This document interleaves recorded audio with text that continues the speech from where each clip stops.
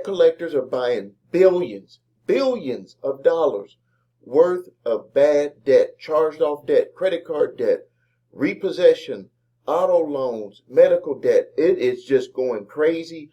Through this video, you're going to want to watch this video because I'm going to tell you how you can get rid of that debt without paying anything for it if you follow my instructions. You got to do this the right way and you can make this go away.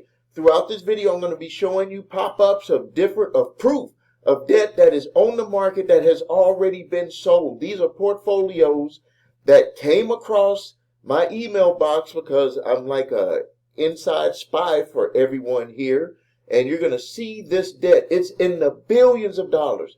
So make sure you watch this video completely, because if you have charged off accounts, you can potentially not pay anything by following my simple and easy instructions on what to do when a debt collector tries to come after you. Now, just because, now this is crazy. This is crazy. Simply because a debt collector has chosen to send you a letter in the mail means that you could potentially not have to pay anything on that debt. And I'm going to prove it to you in this video. And also, I know that you want to get back to normal. I say this all the time, but I talk to so many people and they be like, Steve, I just want to get back to normal. I don't want any surprises. I want to protect my money. I don't want these people going to my job to get a garnishment. I don't want none of that. I want to stay away from that. Well, if that's what you want to stay away from when dealing with debt collectors, you need to stay tuned with this video. Now, you see throughout the video, I'm going to be flashing up so you can see proof that they are buying up these debts, and there's more. This is like the portfolios that I saw was a little bit over $1 billion, but there's more than that. There's a lot more than that. Now, first thing that a debt collector will do when they buy this debt is they're going to send you a letter. It's called a Dunning letter. I got one right here where a client sent one to me. They were like, Steve, this debt collector is trying to come after me for this debt, and this debt was actually supposed to be in her ex-husband's name. She even has the matrix form on there. But even without that, that's just special circumstances. Even without that, I'm going to show you how to stop debt collectors in their tracks. They don't want you to know what I'm about to tell you. I'm telling you, they don't want you to know this. So now, the debt collectors, they're buying the portfolios and they're getting all of the papers ready. They're going to probably make some calls. If they ever call you, you say, send it to me in writing. Whatever it is. Don't say, you might have to verify one or two things. That's fine. Don't be fooled, because I'm going to show you how you can potentially not have to pay anything on this debt. Anything on it. And just because you don't say anything to them and they you could end up having them try to take you to court or something. You don't want to get into that. These are the steps that has worked for hundreds of thousands of my clients really hundreds of thousands of people who have watched my videos on YouTube for free by just taking this instructions that I'm about to tell you. So if they call you, say, send it to me in writing. Just give them your address, your name, boom. That's it. If it's yours, then you can deal with it with what I'm going to tell you to deal with here. But if it's not and they don't send it to you, then game over. Don't call me no more. You already have call number 1 where you made the request, and if they call back with call number 2 and they don't send that in to you, you already got them. You already got them. That they're going to stop, because then all you have to do is ask them their company information and send them a letter to cease and desist, because they never sent you anything upon request. And I'm going to tell you the specific law that gives you the out and makes you not have to pay any of that debt because they have broken the Fair Debt a line in the code, the Fair Debt Collection Practices Act. All right, so they're going to first send you that letter.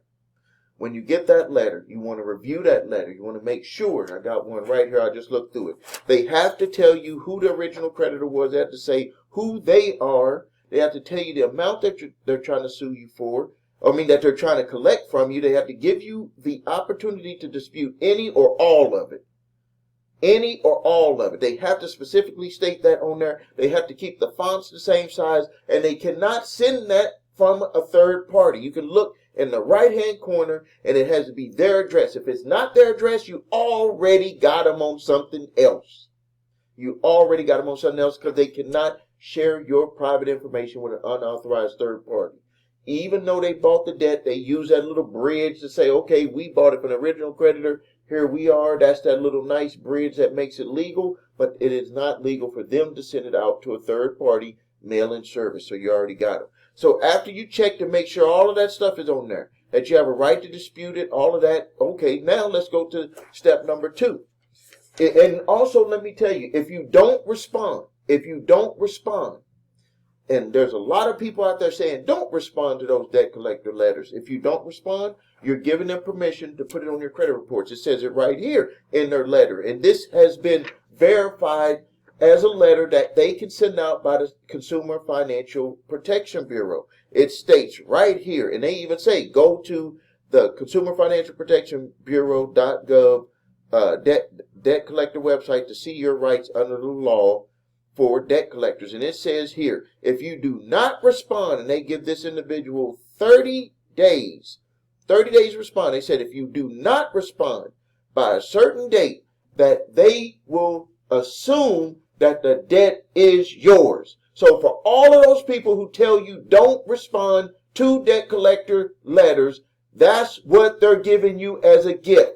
The assumption, legal assumption, that the debt collector can take and say that the debt is yours. So if you had ID theft, you know that that piece of letter wasn't worth what it was even written on, that you were a victim of ID theft. The account was not yours. The account was yours. When you don't respond, you're just throwing away your rights. And they can assume legally, according to the CFPB, according to the Fair Debt Collection Practices Act, that the debt is yours. So you keeping your mouth shut, you not responding with anything, says you're actually saying it is yours. So you think you're being quiet, but you're being loud. You're telling them the debt is yours. Now, next thing.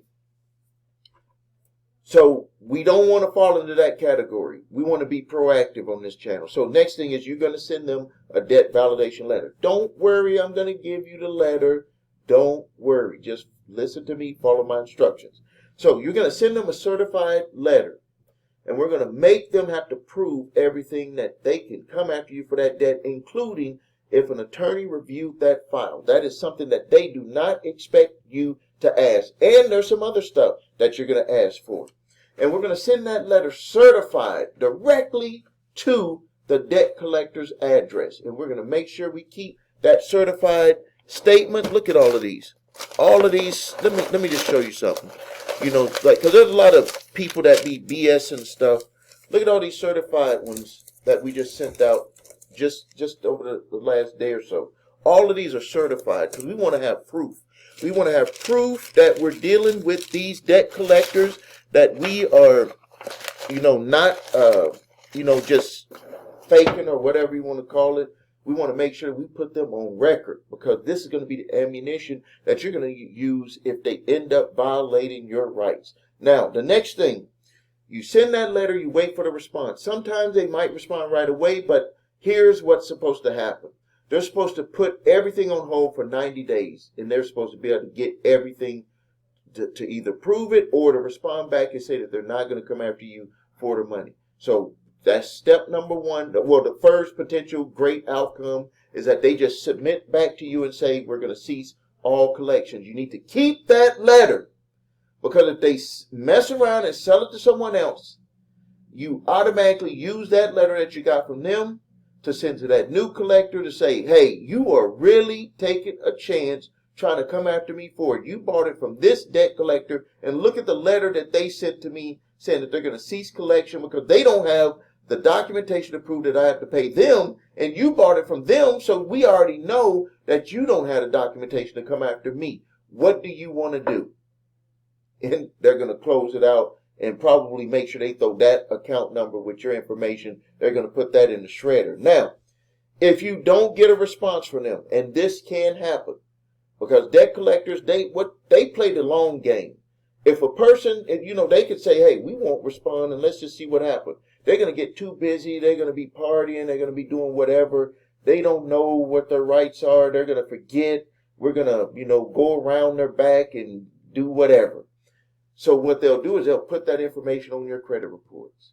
And if you see that it's on your credit reports, that's why it's very important to get a paid credit monitoring service, because you want to get all of the alerts of anything that's being placed on your credit reports. If you see that they put that information on your credit reports and you got that certified letter, that certified receipt, you package that up, you send that to the Bureau, you send that to them, and you let them know straight up that they're in violation of FDCPA, Fair Debt Collection Practices Act 15 U.S. Code 1692G, that they did not verify/validate the debt, and you got proof right here that they never sent nothing back, and they're in violation of the Fair Credit Reporting Act, Section 623A2, because they put that information on there without doing the verification. So you got them right away. So now what are we going to do about it? What we're going to do about it is you're going to grab my 3-pack of letters. It's absolutely free below here, but I do ask for a donation on it. Statute of limitations letter for debt that is past the legal statute of limitations for a debt collector or original creditor to collect. Look at your state. It's different for every state. You can go to my website, thecreditrepairshop.com. In the blog, type in statute. You'll see all the statute of limitations. From that last payment date is where the clock starts to tick. It doesn't matter if they keep it or sell it. If it's 1 day past there, you don't have to pay. You just send them my notification letter. You can even put on there, Steve says. No, I'm just kidding. Don't say that. If the debt is not past legal statute of limitations to collect, you're going to use the cease and desist collection activities letter that I give you, and you're going to have it certified, and you're going to send that out to them, and you're going to just wait to see what happens. If they're going to send all the appropriate documentation, and then maybe they come back with something, and then you're going to send out another certified letter with the debt validation letter with additional questions that we have. So first, we're going to just try to make it just go away with them in a way, not knowing everything that you might be able to ask them, but you're kind of putting them on the spot. You'll see it on the letter. And then the second one is the back and forth, where it just ramps it up a little bit. Usually one of those two is going to end up going away.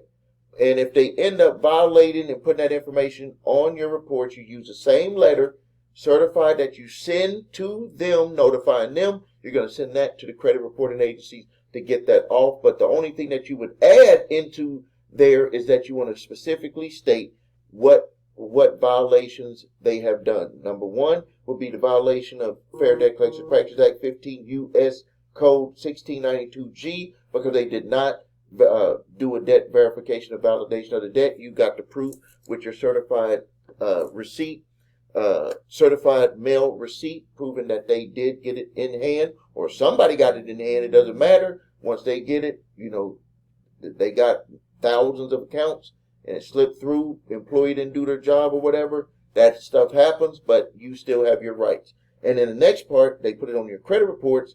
You have Fair Credit Reporting Act, Section 623A2, which is they are not able to put that on there because you got proof that they did not verify or validate the debt.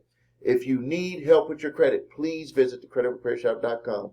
Watch the video, What Makes a Difference, so you can see my 8-point validation process, my 2-phase settlement process. You need your credit reports and scores, go to the website your3scores.com to grab your TransUnion, Equifax, Experian credit reports and all 3 scores. If you have debt collectors coming after you early in the game, that is these 3-pack of letters that I got for you right here. Subscribe to the channel, post your questions and comments. This is Stephen A. Williams, President and Founder of thecreditrepairshop.com.